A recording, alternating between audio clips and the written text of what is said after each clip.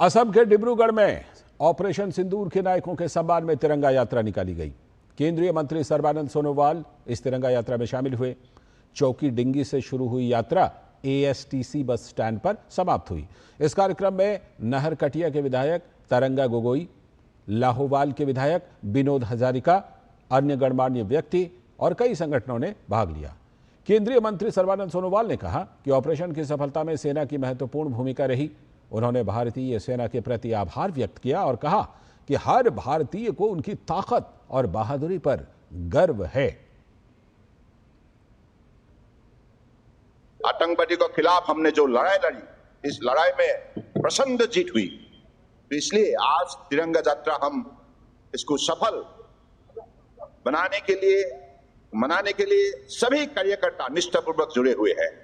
तो इसलिए आज भारत माता की शक्ति दुनिया ने देखी है और हमारे देश के आदर्शवादी नेता, सबसे शक्तिशाली नेता, विश्व का सबसे लोकप्रिय नेता मोदी जी के नेतृत्व में आज भारत दुनिया का एक बहुत बड़े शक्तिशाली राष्ट्र के हिसाब से उभर के आया है। तो इसलिए हम सब गर्व महसूस करते हैं। और महाराष्ट्र में नागपुर के कामठी में भी तिरंगा यात्रा निकाली गई। यात्रा में बड़ी संख्या में सेवानिवृत्त सैनिक और आम जन भी शामिल हुए। ऑपरेशन सिंदूर की सफलता का जश्न मनाने के लिए लोगों में खासा उत्साह देखा गया। ये यात्रा जय स्तंभ चौक से मोटर स्टैंड और नेताजी चौक तक चली।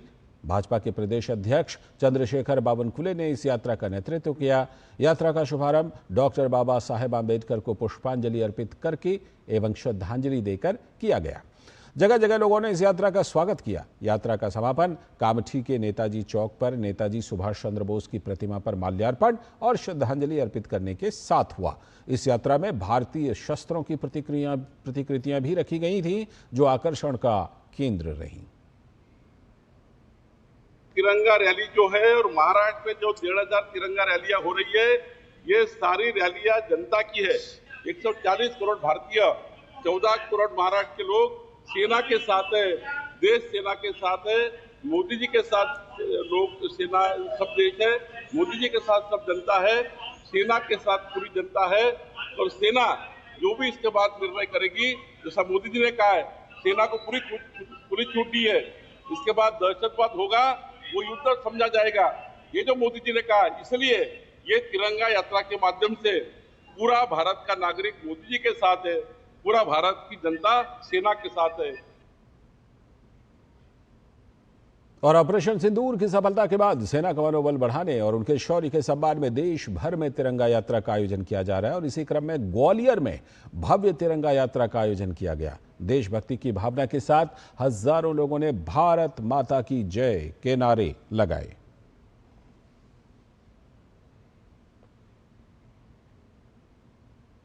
देश के लिए बड़े गर्व की बात है कि दुश्मन के कायराना हमले के खिलाफ सेना ने बहुत महत्वपूर्ण और मतलब पूरे विश्व को दिखा दिया है कि भारत एक विश्व शक्ति के रूप में आगे बढ़ रहा है।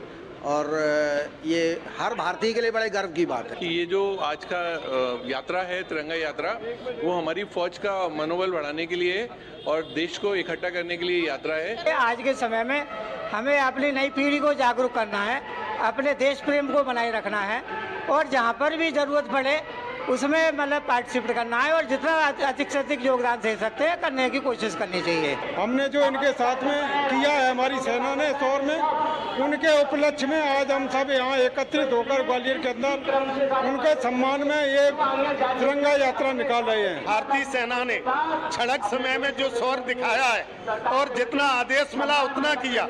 अगर युद्ध डिक्लेयर हो जाता और युद्ध की घोषणा नहीं हुई थी तो पाकिस्तान हम 3 दिन में फतेह करके दिखा देते। मुझे बहुत अच्छा लग रहा है इस तिरंगा यात्रा में भाग लेकर। और मैं ये कहना चाहूँगा कि जैसे कि आपको पता है कि अभी पाकिस्तान और इंडिया के बीच में वॉर चल रहा था, तो अभी जो हमारी एयरफोर्स है उसने एक ऑपरेशन जारी किया था, जो ऑपरेशन सिंदूर, जिसने उसको ईंट का जवाब पत्थर से दिया था। तो मैं यही कहना चाहूँगा कि हमारी जो एयरफोर्स है और हमारी तीनों विंग्स है वो बहुत अच्छा उन्होंने योगदान दिया है।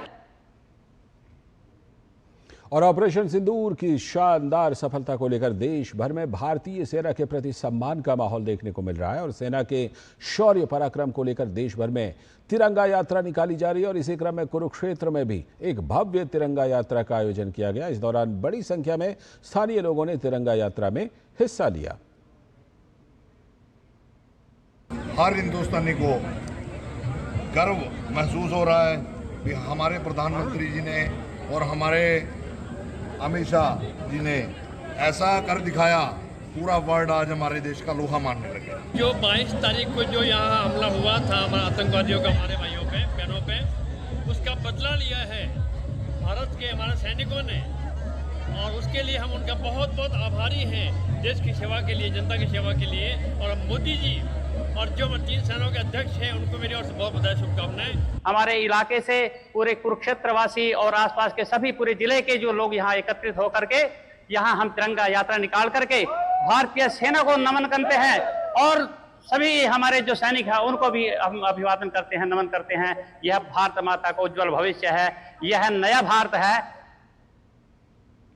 और ऑपरेशन सिंदूर की ऐतिहासिक सफलता को लेकर हरियाणा के हिसार में भी तिरंगा यात्रा निकाली गई। हिसार में तिरंगा रैली में बड़ी संख्या में स्थानीय लोगों ने हिस्सा लिया। इस तिरंगा यात्रा में राज्यसभा सांसद किरण चौधरी भी उपस्थित रहीं। इस दौरान उन्होंने कहा कि भारत ने प्रधानमंत्री के नेतृत्व में पाकिस्तान को करारा जवाब दिया है।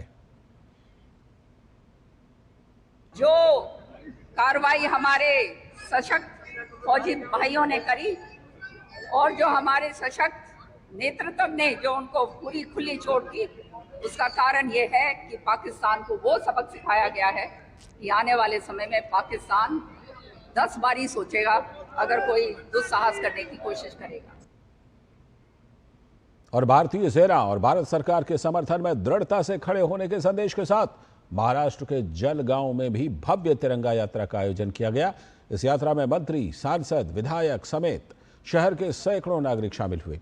इस तिरंगा यात्रा की शुरुआत जलगांव शहर के मध्य स्थित डॉक्टर बाबा साहेब अम्बेडकर की प्रतिमा को श्रद्धांजलि अर्पित कर की गई। यात्रा के दौरान देशभक्ति से ओतप्रोत वातावरण देखने को मिला। महिलाओं ने विशेष रूप से 100 फीट लंबा तिरंगा बनाया था, जो देशभक्ति की भावना का प्रतीक बना। पूरी यात्रा के दौरान भारत माता की जय और वंदे मातरम जैसे गगन भेदी नारों से शहर गूंज उठा। तिरंगा यात्रा ने नागरिकों में राष्ट्र प्रेम की भावना को और प्रबल किया तथा यह संदेश दिया कि देश की एकता और अखंडता के लिए हर भारतीय एकजुट है।